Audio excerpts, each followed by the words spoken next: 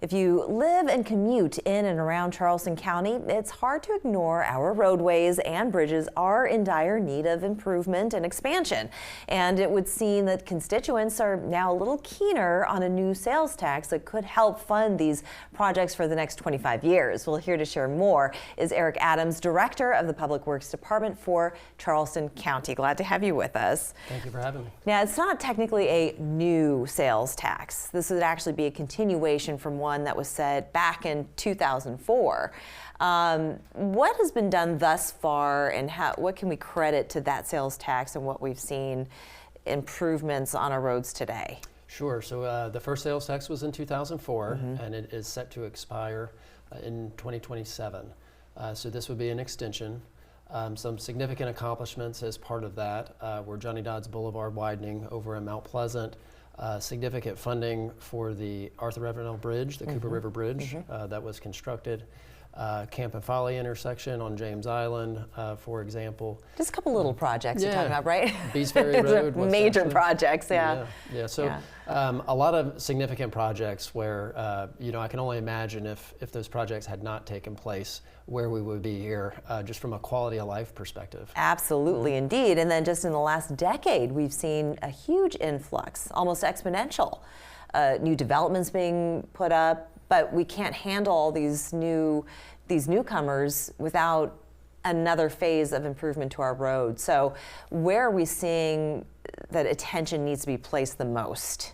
Yeah, so as part of this potential referendum that County Council is considering, we've done extensive engagement with the public. And one of the things that we've heard frustration about is around growth and then congestion.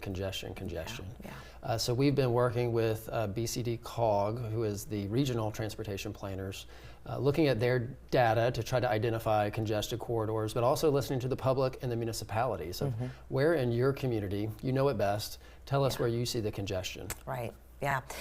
When the sales tax was implemented back in 2004, how much money was raised and what did the projects sort of cumulatively cost? Yeah, so it was funded out into investment categories. So some of it went to about 65% to infrastructure, which was like your road congestion.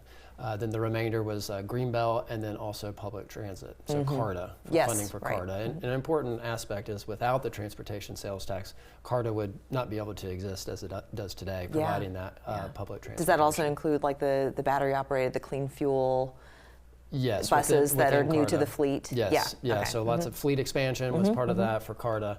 While we're on the CARTA topic, the bus rapid transit. So Low Country Rapid Transit is a significant regionally transformative project that would run down the Rivers Avenue corridor. That's right. Okay. So how much did all of that cost? So the first sales tax was $1.3 billion was raised. The second sales tax, which is currently in place, is $2.1 billion, or 25 years, whichever comes first. So the raising of that money over time has been able to fund those significant projects. And one of the things we're seeing too lately is just inflation, and that's affecting everybody.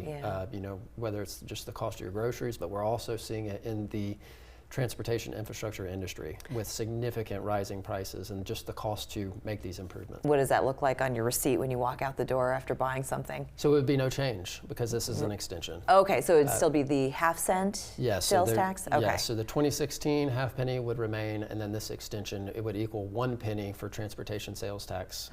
So on every dollar spent in Charleston County, 1 penny of that would go to the transportation sales tax, which would fund not only infrastructure improvements, but CARTA, as mentioned, and preservation of green space. So what is the next step now? Because we're hoping to get that maybe on the ballot in November?